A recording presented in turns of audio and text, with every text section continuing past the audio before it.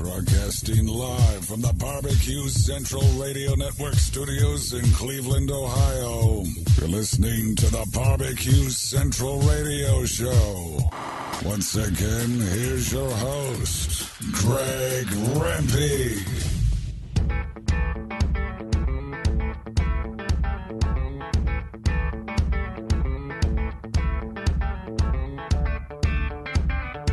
All right, coming up on 14 past the hour, 877-448-0433, Greg at thebbqcentralshow.com.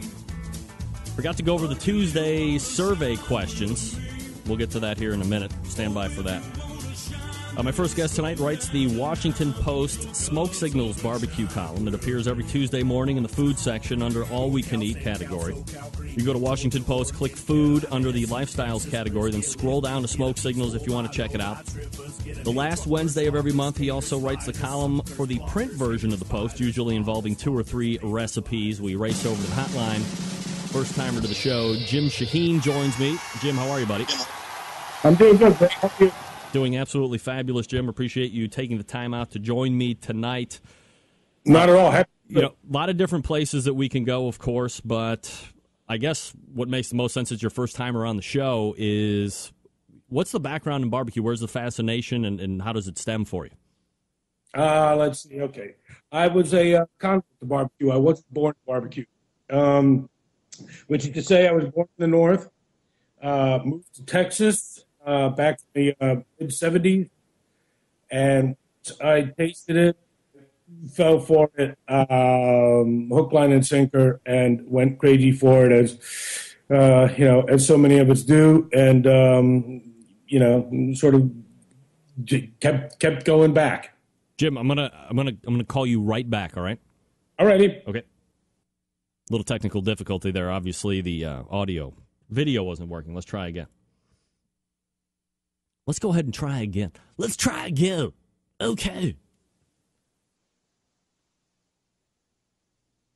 Jim, hey, Greg. Hey, there we are. All right, now we got the video working as well. All right, so very fascinating on how you're bit by the barbecue bug. As I mentioned earlier, Jim, let's get a baseline from you right off the bat. One of the first conversations I ever had with Meathead Goldwyn was whether or not barbecue and grilling were 2 different cooking methods. Meathead maintained that barbecue was like this all-encompassing umbrella that grilling falls under. I maintained that barbecue and grilling completely 2 different cooking methods. Where do you weigh in on the topic, Jim? Well, to me, I understand where those people come from when they talk about they all being the same thing. I mean, there's fire, there's smoke, but I think generally there's an understanding that when we're talking about barbecue, we're really talking about what's most people understand to be slow smoked meats, Southern style barbecues, American Southern style barbecue. Now, is that sort of America-centric? Yes, but it's also the shorthand for what I think most of us generally mean when we talk about barbecue. There's Argentinian barbecue. There's barbecue all over the world, and all of it has great merit. And but when it comes down to when I think the term barbecue is understood by most people most often to mean slow smoked over a long period of time. As a matter of fact, just this evening. It's funny. Just this evening, I put a salmon on the grill. I would never tell anybody that I was barbecuing. It just wouldn't even occur to me to say that. I grilled the fish. So that's why I come down on it. All right, Jim Shahin joining us here on the show, WashingtonPost.com, the website. You can follow him on Twitter at Jim Shahin. Jim, a number of places we could head tonight. Let's stay local to you. There's really no barbecue scene to speak of here in the Rock and Roll Hall of Fame city of Cleveland, as much as I'd like to say there is, aside from the show. Mm-hmm. What's the D.C. area barbecue scene like present day, and how have you perhaps even seen it grow over the last 3 to 5 years? Well, it's grown a lot here. I have to say, I moved here from Austin, Texas, and that was about 10 or so years ago. And anybody that knows anything about barbecue knows about Texas. And, you can get into sort of very spirited debates of course, about barbecue styles, barbecue qualities, all that sort of stuff. But there's no denying that Texas makes superb barbecue. And so, having been bitten by the barbecue bug some years ago and absolutely loving what I would get down in Texas, when I moved to Washington, D.C., let me just say it was a bit of a dispiriting experience. I remember I would travel around D.C.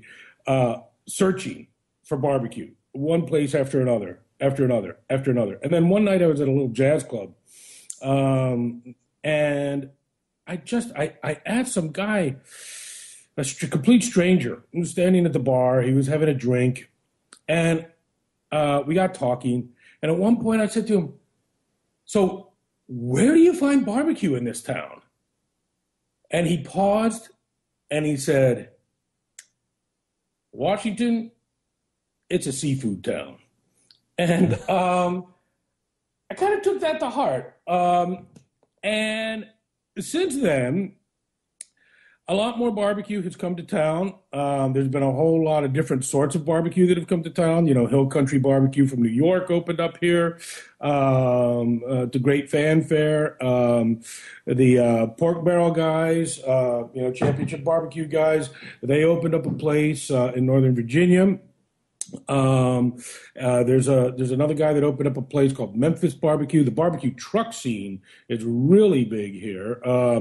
Well, by really big, what I mean is there's about 3 or 4 trucks. But actually, there's more than that, depending on how you define Washington D.C. Because a lot of the people that live here will define it as the area surrounding Washington, D.C. Once you get out of the district itself and into some of the surrounding area, then you're getting into a lot more stuff. And, you're getting into trucks and in fact, I did a rough down and dirty number of barbecue places. And it's a little surprising that there are many as there are. And I'd say in the district itself, and this is by no means definitive, but I would say there's right in the neighborhood of about 20 barbecue places in the district. And the district is absolutely tiny, really, really, really small. I had a lot of barbecue places. Some of them go back quite a ways, like the Rib Pit, for example. Others are new, and by new, I mean like within the last year. We saw quite a few open last year. At least 6 opened last year. So it's a very active barbecue scene. If you get outside the district, within about a 20-mile radius, I think it's easily about 60 barbecue places. Easily within 20 miles of the district into Maryland, you're going to get another 20, and then down into Virginia, probably in the neighborhood of about another 20. And I think I'm being conservative by those estimates. So I think you're somewhere in that neighborhood. So there's quite a bit of barbecue around here. Jim Shahin joining us here on the show, writer for Washington Post. You can find it at WashingtonPost.com, writes the Smoke Signals blog. Jim, coincidentally this morning, your weekly blog post about President Obama's stop at a barbecue joint just outside D.C. Does the choice of the eatery signify anything in particular? And is there anything we should be reading into when it comes to barbecue in general in the 2012 political scene? Or is this fodder that shouldn't even be talked about on a barbecue radio show?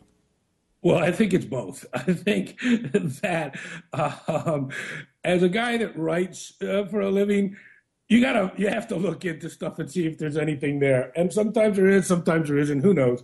But I will say this. I don't think that these guys choose these places accidentally. I don't think Romney goes to a barbecue or Santorum goes to a barbecue. Santorum was just at Corky's not long ago in Memphis. And he was also at Dreamland in Tuscaloosa recently. He, by the way, took both those states, Tennessee and Alabama. And I think to me, it's an area that really should be looked at more seriously.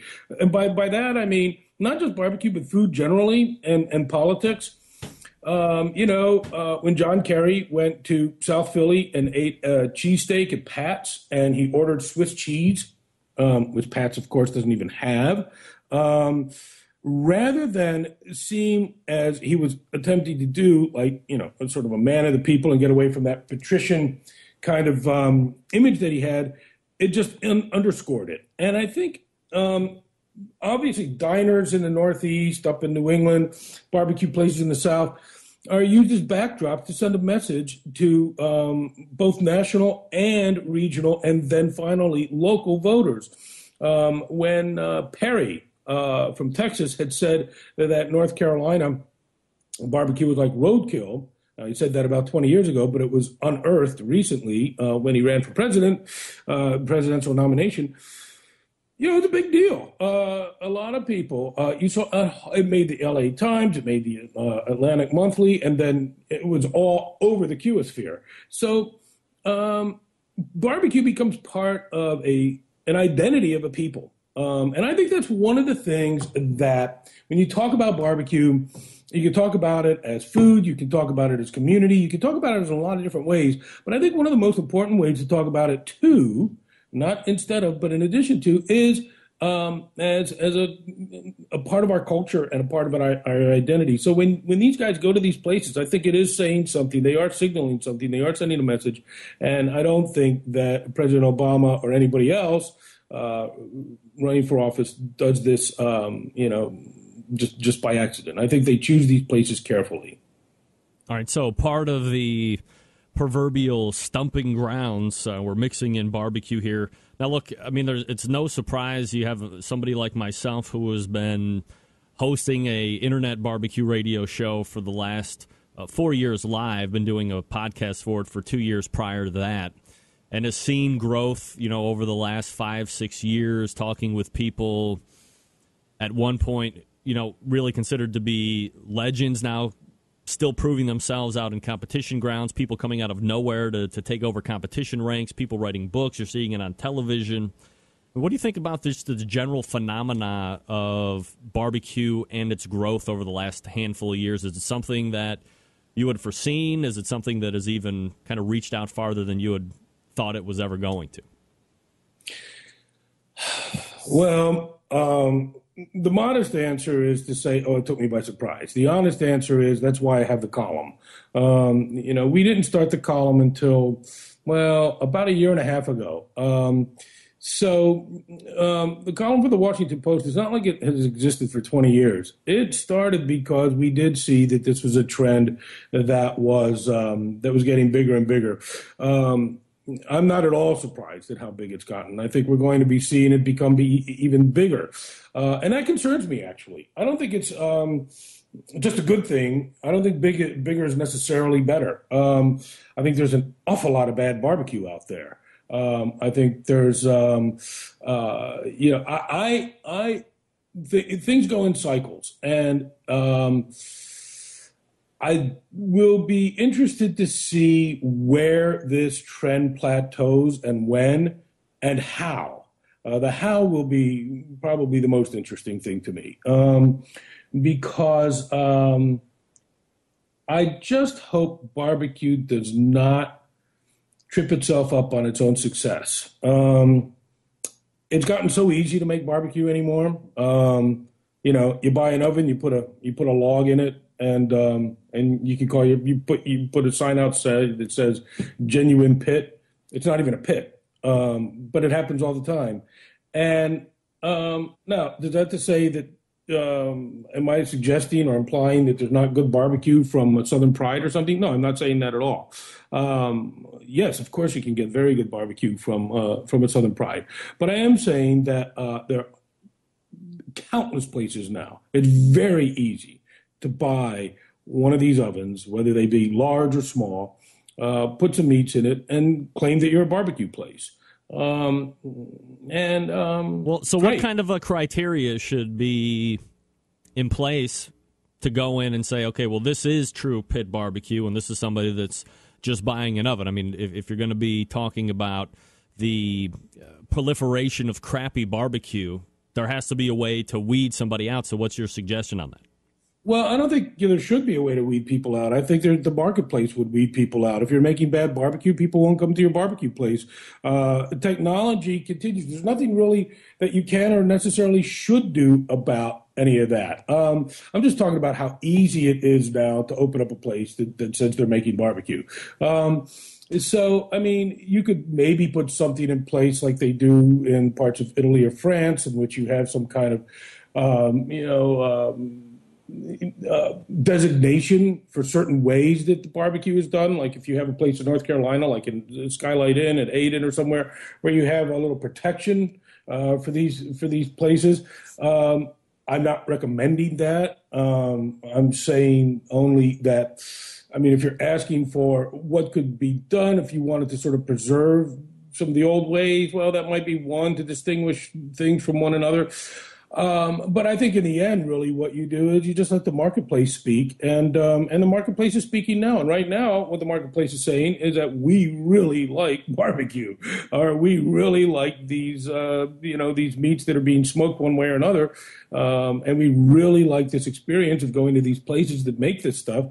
And so right now, it's a tremendous growth industry. We're talking with Jim Shahin. He writes the weekly Smoke Signals blog in the Washington Post, WashingtonPost.com. You can follow him on Twitter at Jim Shahin. That's Shahin. Jim, let me follow up with that, because here's what I think. I'm not going to necessarily agree or disagree with the proliferation of amount of barbecue joints that are popping up and whether they be good or bad, but it's my firm belief that if you are not in the niche that we are in, if you don't know the people that I know and that you know and that we write about or talk about each and every week, the vast consuming majority of the general public has no idea what good barbecue is. So if I'm going to put stuff in a barbecue oven and serve it to them and say pit smoke, because Damon's isn't saying what I'm saying, they are going to think that I'm legitimate, and they will continue to be fooled. So I think by and large, the consumers have no idea what good barbecue is. And secondly, there's just not enough of good barbecue around for them to train their palate.